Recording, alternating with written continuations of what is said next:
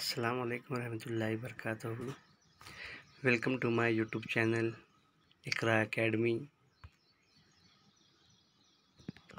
Class 10 subject English second unit lesson number 2.6 world heritage warming up activity and lesson part 1 explain by Imran Bengalore.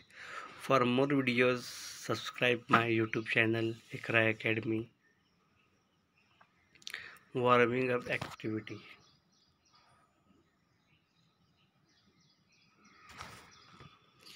Number 1 है I can talk about the world. I can talk about the world मतलब मैं दुनिया के बारे में बात कर सकता हूँ। For my group of 6 to 8 student, each group should select any one continent and share the following information about the each. 6 से 8 लोगों का बच्चों का ग्रुप बनाना है। हर ग्रुप क्या करना है, नीचे दिए गए कंटेंट को क्या करना है, फॉलो करना है और उसको इन्फॉर्मेशन अपने ग्रुप पर शेयर करना है। जैसा कि यहाँ पर जो नंबर 1 से लेकर 6 तक यहाँ पर उसके कॉन्टिनेंट से दिया गया है। Important cities, sightseeing places of tourist interest, food facility scene, wildlife, different types of region and vegetation. Number 6 है ह्यूमन लाइफ। ठीक है, now each group representation from the previously form group should narrate in the form information to the class using proper attractive sentences. ठीक है, हमको क्या करना है, इसके बारे में इंफॉर्मेशन जैसा देखें यहाँ पर मैंने आंसर लिखा हुआ है। इंपॉर्टेंट सिटीज़ में क्या आएंगे, Mumbai, Tokyo, Hong Kong, Singapore, Dubai. Sightseeing place of tourist interested, Taj Mahal, Great Wall of China, Mount Fuji, Burj Khalifa et cetera. Food facility, cuisine, India, Chinese, Middle East. Wildlife, tiger, naturally found in India, pandas are native to China. Number 5 different type of region and vegetation. Asia is blessed with a variety of region including mountains, deserts, meadows, oceans, etc. Some of the main crop grown in the Asia are rich grain, pulses, spices, etc.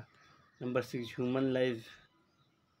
Being the biggest continent in the world, Asia has discovered the culture, and each region within the continent have their own language, festival and regions।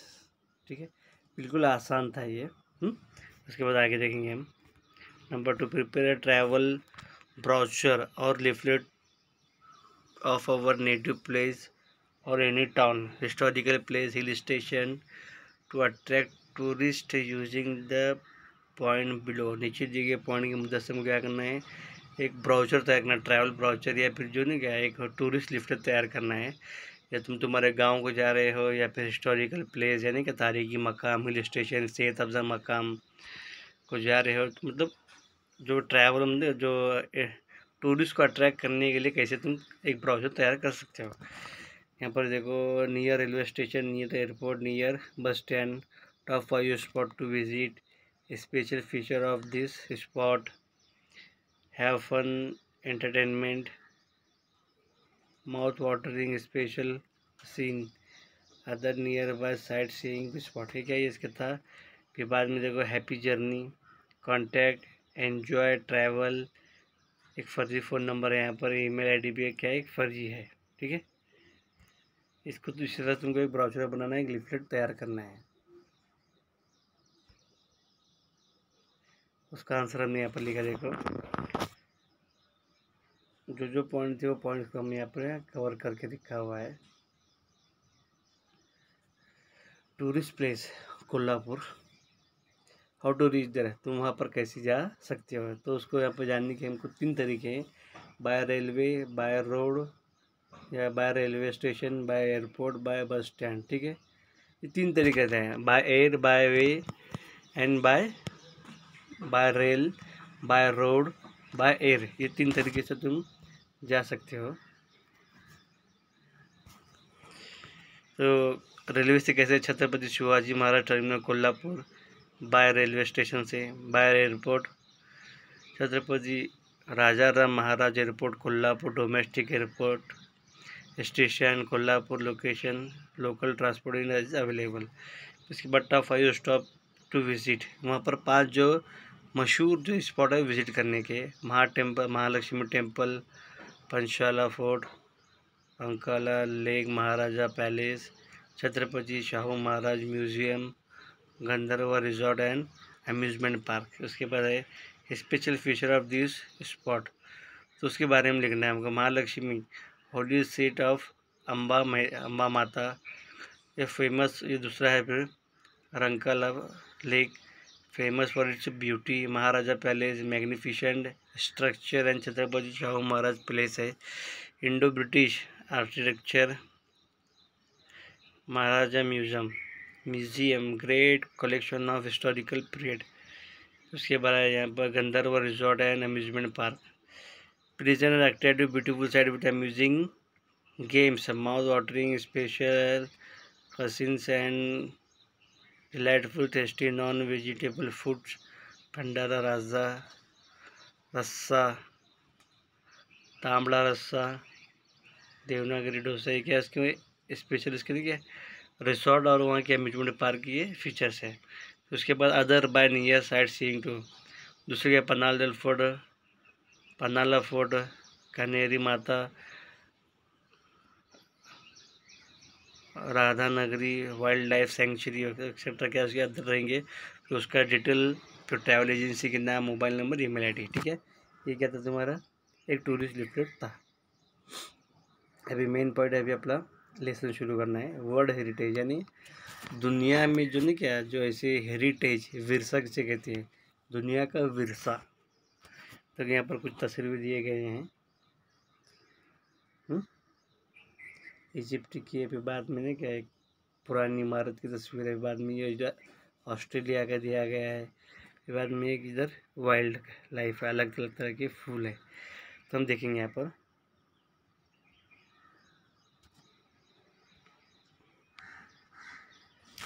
A World Heritage Site is a site determined by the United Nations Education Scientific Culture Organization UNESCO to have significant cultural and natural importance to humanity। मतलब ये site है, एक जगह है जहाँ पर क्या कहता है डिटरमाइन खास तयन किया गया है किसके लिए, विजिटर्स, ये ह्यूमन इम्पोर्टेंस टू ह्यूमैनिटी है, इंसानों के लिए, इंसानों में जो की गई कारकर्दगी है उसको क्या है एक खास तरीके से उसको रखा गया है। एक संस्था है जिसका नाम है United Nations Education Scientific and Culture Organisation, जिसको शॉर्ट फॉर्म यूनेस्को कहा जाता है।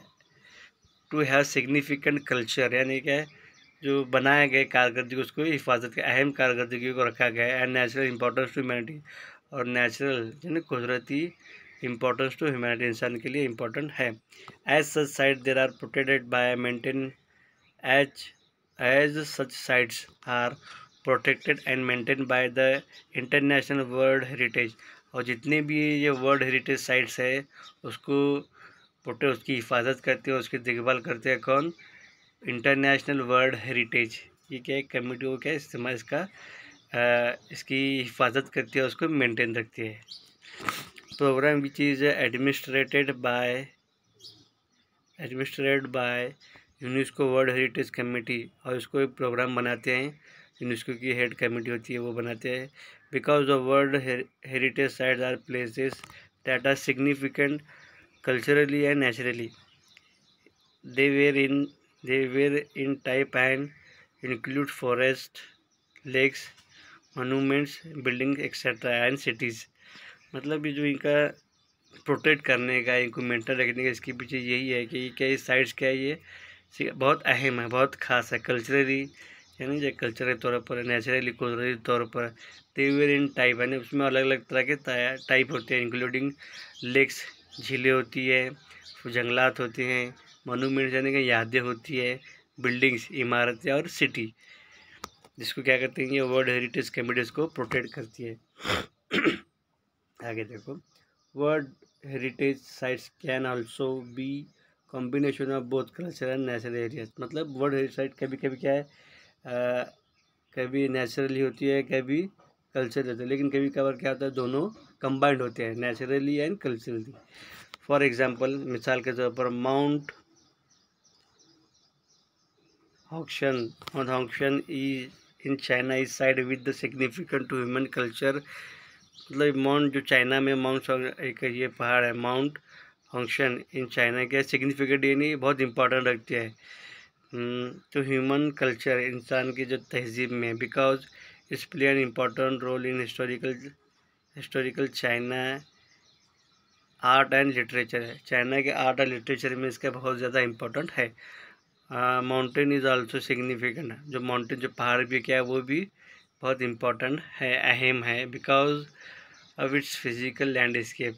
जो लैंडस्केप जो ऐसा फैला हुआ है जिसकी वजह से पहाड़ भी है इम्पोर्टेंट है।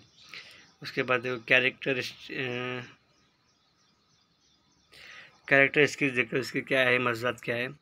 History of world heritage sites, जो वर्ल्ड हेरिटेज साइट की हिस्ट्री यानी कैसे इसके वजूद आया, कैसे इसका हिस्ट्री तारीख पढ़ेंगे हम। Although the idea of protecting cultural and natural heritage sites around the world began in the early 20th centuries, मतलब 20वीं सदी की शुरुआत में ही इसकी क्या इफ्तिदा हो गई थी कि इसको हमको वर्ल्ड हेरिटेज साइट को हमको क्या प्रोटेक्ट करना है, उसको मेंटेन करना है। And momentum for its actually create was not until 1950s। और जो इसकी मोमेंटम यानी कि रफ्तार क्या है प्रोटेक्ट करने की, या जो काम इन्होंने शुरू किया था इसमें तेज़ी 1950 तक नहीं आई थी। 20वीं सदी में शुरू हुआ लेकिन 1950 तक इसमें तेज़ी यानी इसमें बढ़ोतरी नहीं हुई थी। इन 1954 में Egypt started a plan to build Aswan high dam to collect and control water from Nile. मतलब इजिप्ट ने 1954 में एक प्लान बनाया कि एक बड़ी ऊंचाई का क्या एक डैम बना है, जिससे दरिया नील पर डैम बना है, जिससे वाटर कहाँ से दरिया नील से पानी कलेक्ट करे, उसको कंट्रोल करे। The initial plan for the dam construction would have flooded the valley containing the Abu Simbel temple and score of ancient Egyptian artefacts. तो इनिशियल में जो प्लान था डैम का वो कंस्ट्रक्टेड बनाया गया है, उसको वुड हैव जो फ्लडेड, और उसकी वजह से क्या होता है फ्लड यानी क्या, अगर बाढ़ का डैम को रोकेंगे बनाएंगे तो उसके सैलाब आने का खतरा था इन द वैली, यानी जो वैली में थी। कंटेनिंग मतलब उसको ताल्लुक रखते हैं अबू सिम्बल टेम्पल, वहाँ पे जो अबू सिम्बल टेम्पल था वहाँ पे था टेम्पल स्कोर ऑफ एशियन। और ये क्या है एशियन का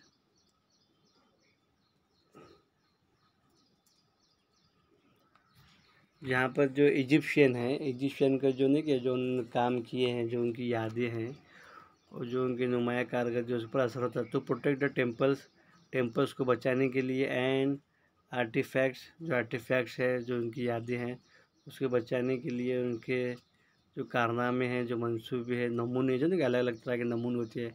आर्टिफैक्ट से मतलब होता है नमूने, जो अलग अलग तरह के वहाँ नमूने जो बनाए हुए इंसानों के ज़रिए से, और टेम्पल को बचाने के लिए UNESCO launch an international campaign. UNESCO ने क्या किया, एक इंटरनेशनल कैंपेन को लॉन्च किया in 1957 that collect the that call for the dismantling artefact. मतलब उसका एक कैंपेनिंग का नाम रखा है डिसमेंटलिंग, जो क्या करती है इस कैंपेनिंग को रन करती है यूनेस्को। अब इसके बाद देखा है movement of the temple to higher ground, और जो टेम्पल को बचाने के लिए हायर ग्राउंड पर काम करना शुरू कर दिया। तो प्रोजेक्ट कॉस्ट जो प्रोजेक्ट था उसका जो बजट था एंड एस्टिमेटेड यानी तकरीबन गालिबन $80 था, $80 मिलियन उसका प्रोजेक्ट का बजट था। And 40 million of which came from 50 different countries, और $40 मिलियन कहाँ से, अलग अलग 50 कंट्रियों से $40 मिलियन आने वाले हैं। Because of the project success, ये प्रोजेक्ट की सक्सेस के बाद प्रोजेक्ट सक्सेस होने के बाद UNESCO and the international council on monument and sites initiated a draft convention to create international organization responsible for protecting cultural heritage।